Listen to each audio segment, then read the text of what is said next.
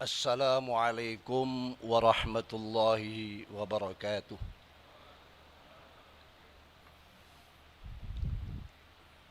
Bismillahirrahmanirrahim.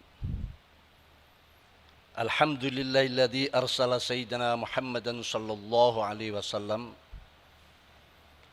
ilal alamin yukhrijahum minadh dhulumati ilan nur.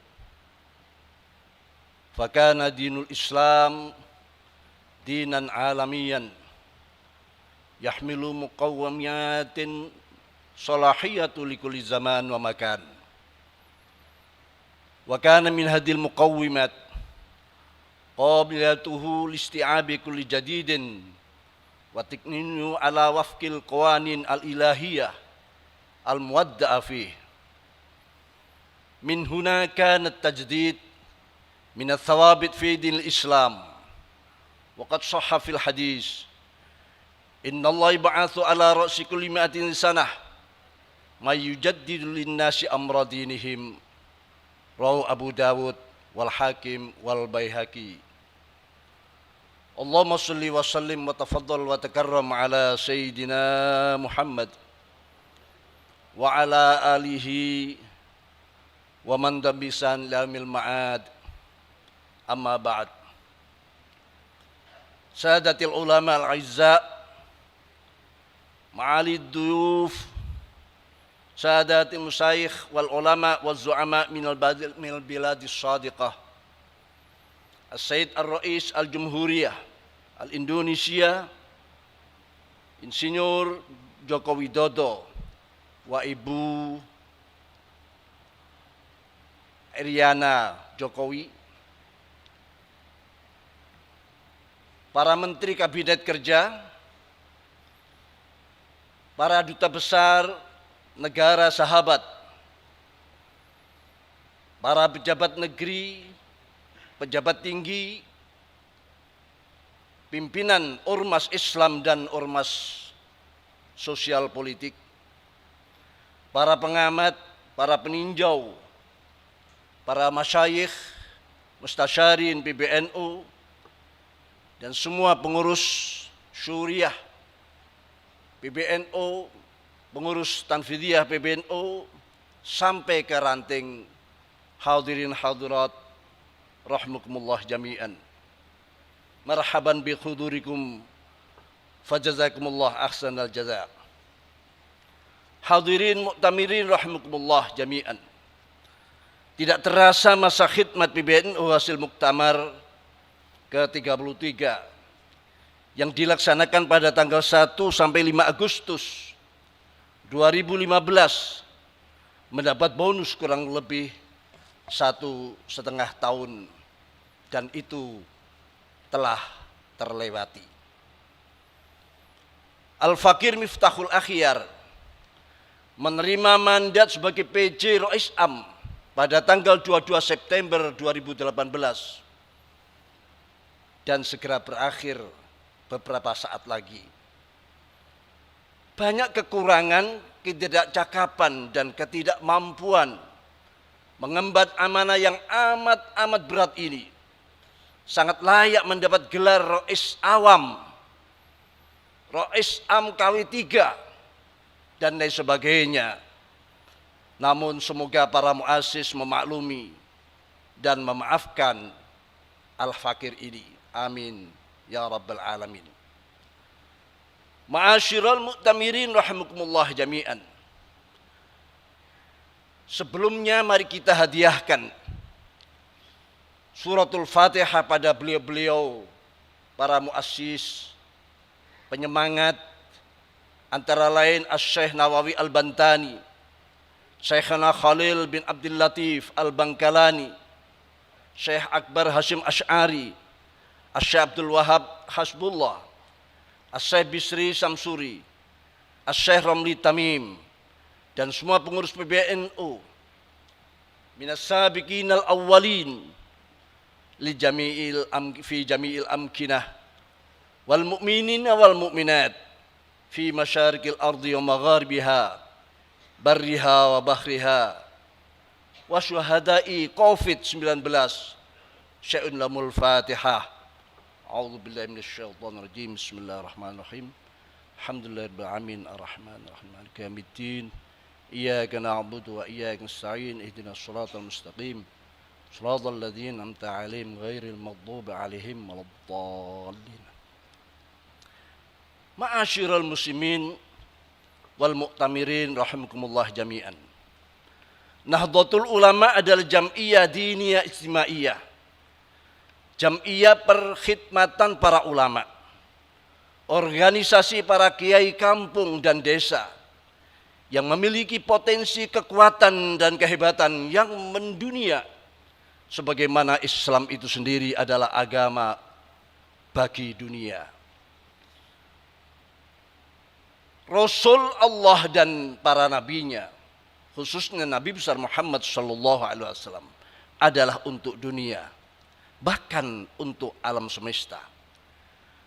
Maka para pewarisnya yaitu ulama Nahdlatul Ulama harus juga mendunia, dan sekarang sedang dinantikan kiprahnya oleh dunia.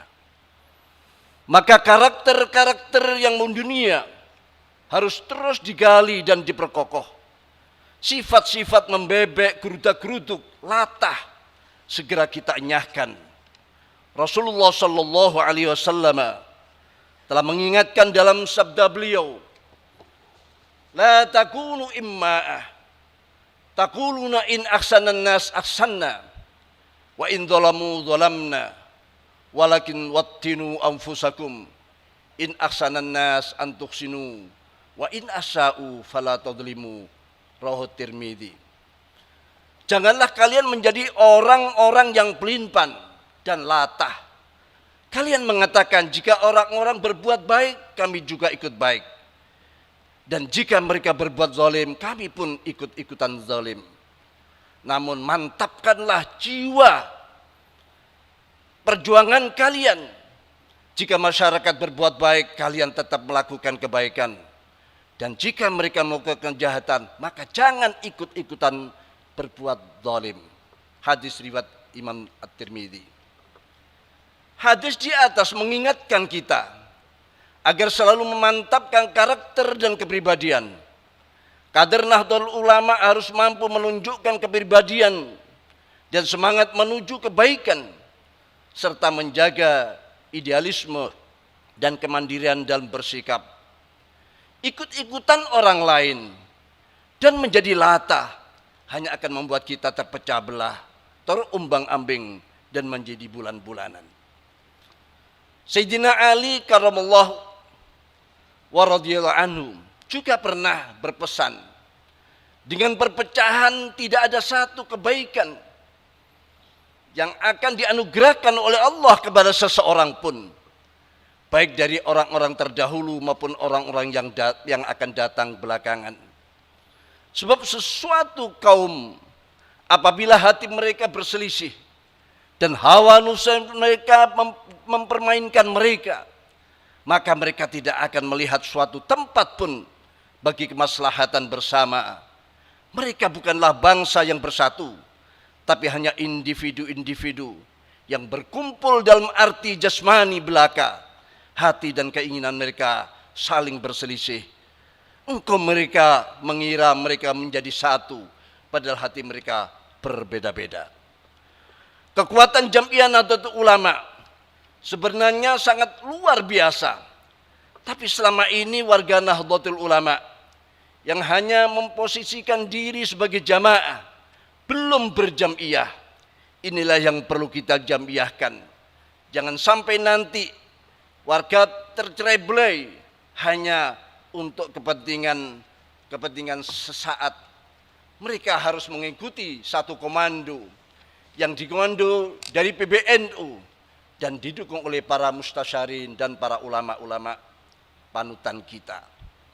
Menjamiahkan jamaah dengan segala potensinya yang berkekuatan raksasa ini menjadi pekerjaan rumah terpenting dari sekian pekerjaan rumah yang lain. Sebab potensi raksasa ini kalau tidak dikelola dengan baik dan benar justru akan menjadi beban dan terpecah belah menjadi bulan-bulanan dan diperebutkan oleh kelompok-kelompok yang lain. Mohon maaf Bapak Wapres Al-Mukarram Profesor Dr. Kiai Haji Ma'ruf Amin berserta Ibu, tadi saya lupa juga Bapak JK dan semuanya yang tidak bisa kami sebutkan atau lupa menyebutkannya, mohon maaf. Marilah kita song-song satu abad untuk masuk ke abad kedua Nahdlatul Ulama dengan menyegarkan kembali gerakan dan sistem komando kita agar posisi Nahdlatul Ulama sebagai ashabul haq sekaligus ashabul qarar wal quwwah dapat terwujud dalam berbagai dimensi kehidupan kebangsaan dan kemasyarakatan kita. Rasulullah telah bersabda, innallaha ba'atsu ala ra'si kulli mi'atin sanah may yujaddidu lin-nasi amra dinihim, rawahu Abu Dawud wal Hakim wal Baihaqi. Marilah kita ingat sabda Rasulullah SAW di atas, bahwa sesungguhnya Allah Subhanahu wa taala akan mengutus bagi umat ini pada setiap awal 100 tahun orang-orang yang akan memperbarui atau menyegarkan bagi umat ini hal-hal yang terkait dengan urusan-urusan agama mereka. Saat ini dunia telah memasuki era revolusi industri 4.0. Marilah kita merenungkan dan merekontekstualisasi i'adatun nazar, apa yang salah dan apa yang benar dari perjalanan kita selama ini. Mari kita renungkan juga nilai-nilai yang telah ditanamkan oleh para pendahulu kita dalam bingkai teologi ukhuwah, yakni ukhuwah Islamiyah, persaudaraan internal umat Islam, ukhuwah wataniyah, persaudaraan kebangsaan, dan ukhuwah insaniyah, yakni basyariyah, persaudaraan kemanusiaan. Kita bisa tambahkan juga dengan ukhuwah nahdliyah di dalamnya. Nilai-nilai itu bisa menjadi cerminan moral yang prima agar dampak negatif pergeseran tatanan dunia tidak begitu berpengaruh dalam perjalanan anak bangsa di era revolusi industri 4.0 dan dalam rangka meraih manfaat bonus demografi kita. Tentu itu merupakan harapan. Bonus demografi bukan justru menjadi musibah demografi. Kalau era revolusi industri 4.0 dianggap menjadi tanda meningkatnya peradaban kemanusiaan, maka kita harus mengimbanginya dengan 4G, yaitu 4 ajaran khas dan konsep besar Nahdlatul Ulama, sekaligus dalam rangka mengamalkan hadis di atas.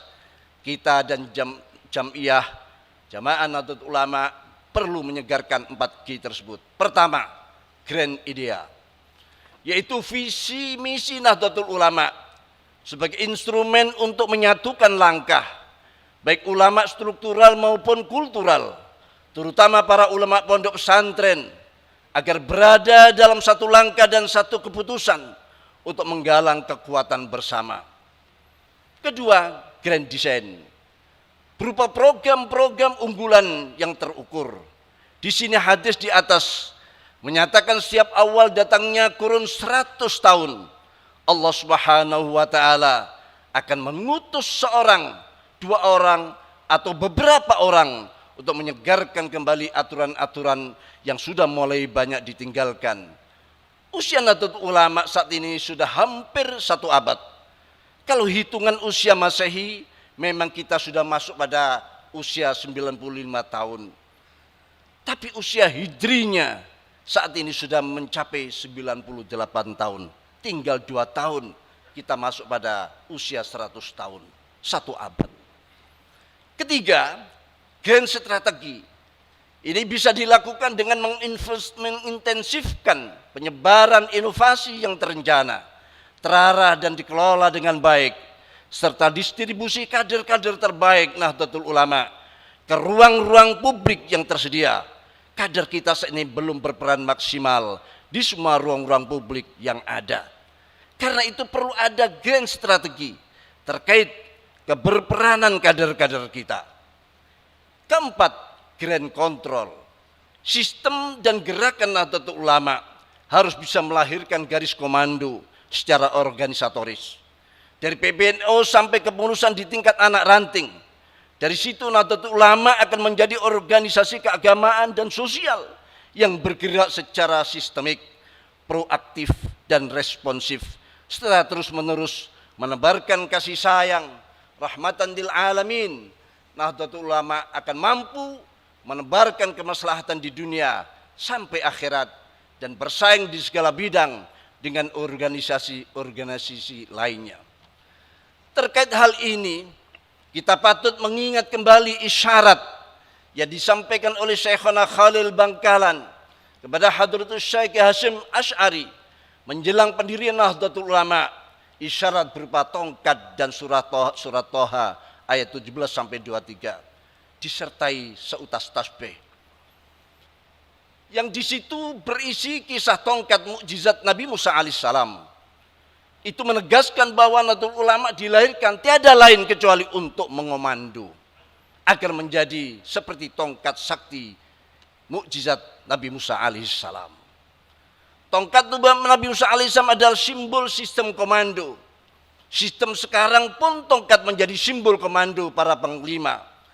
Sebagaimana panglima tertinggi, misalnya presiden, juga memegang tongkat komando. Jadi itulah yang diharapkan oleh para pendiri Nahdlatul Ulama, agar kelahiran NU bukan sekadar memperbanyak jumlah organisasi yang ada di masyarakat, di samping untuk menjaga dan meluruskan nilai-nilai Ahlus Sunnah wal Jamaah, kita juga diharapkan menjadi tongkat sakti Nabi Musa. Itulah harapan dari para pendiri Nahdlatul Ulama yang juga sudah dibuktikan oleh generasi-generasi terdahulu. Kita wajib menjaga dan mengamalkan nilai-nilai Ahlus Sunnah wal Jamaah juga, mengembangkan nilai-nilai kebangsaan dan mempertahankan negara kesatuan Republik Indonesia. Ini kewajiban setiap anggota yang tercantum dalam ADART Nahdlatul Ulama. Pada tingkat pengurus wajib memberikan arahan dan kontrol kepada anggota. Hal itu berlaku dalam situasi normal, dalam situasi seperti sekarang, saat banyak kelompok ingin mengganti posisi Nahdlatul Ulama dan mengikis Ahlus Sunnah wal Jamaah, maka ada kader-kader Nahdlatul Ulama harus berperan seperti tongkat Nabiullah Musa alaihissalam. Kalaulah ada kader-kader Nahdlatul Ulama menjadi ular-ular seperti dalam ayat tersebut, tujuannya hanya untuk dakwah dan amar ma'ruf nahi anil munkar, membasmi kezaliman, kemaksiatan dan kemungkaran, menjadi anggota legislatif, bupati, gubernur, atau mengisi jabatan publik apapun yang mampu menjadi kekuatan ashabul qarar sekaligus ashabul haq, hanya untuk mengajak kebaikan, meratakan kesejahteraan dan keadilan, bukan sebagai tujuan.